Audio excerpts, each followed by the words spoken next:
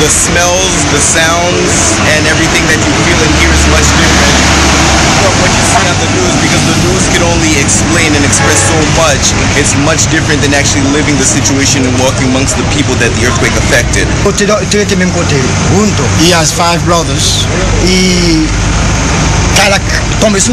And the house fell down. All of them died.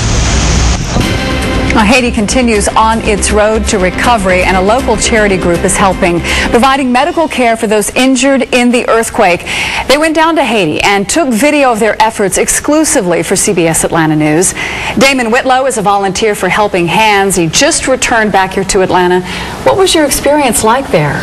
It was pretty exciting. It was being involved in something that was historical. It was devastating to see the condition of so many people. 2 million people homeless. Hundreds of thousands starving. It was kind of frightening to see the difference in our world versus theirs. We're taking a look at some video that you all shot exclusively for us. Hunger had to have been a main theme there. We were just talking. You said it had been a couple of weeks, and a lot of people had little to nothing to eat in that time. That was a neat day right there, because we had a bunch of orphans that we were preparing to take up to the mountains to get them out of Port-au-Prince with the permission of the orphanage they were staying in, and all we had was Fruit Loop cereal. That's all we could bring in. So we fed them, and they were more than excited. Look at those big smiles there.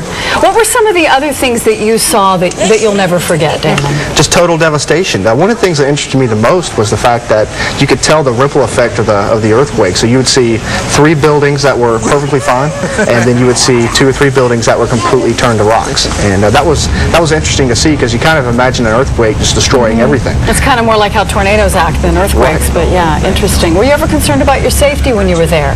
Initially, when we got there, there were some gunshots, and we barricaded ourselves behind a wall just because we had carried supplies. So there was always that threat as we went around the streets, were they going to come get our medical supplies, were they going to try to get our food? But throughout the week, we ended up getting some hired guards that were working in Port-au-Prince to help us out. Did you find that people were generally happy to see you and accept your help? They were very excited. Everybody was, Americans, can you help us? Can you come here? And what I thought was pretty rewarding was the people we did help.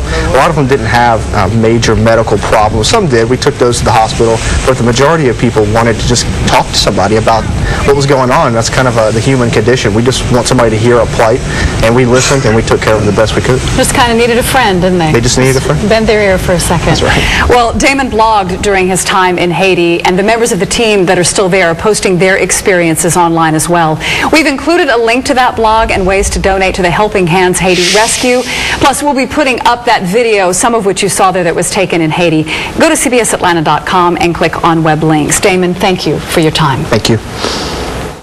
You're watching CBS Atlanta News.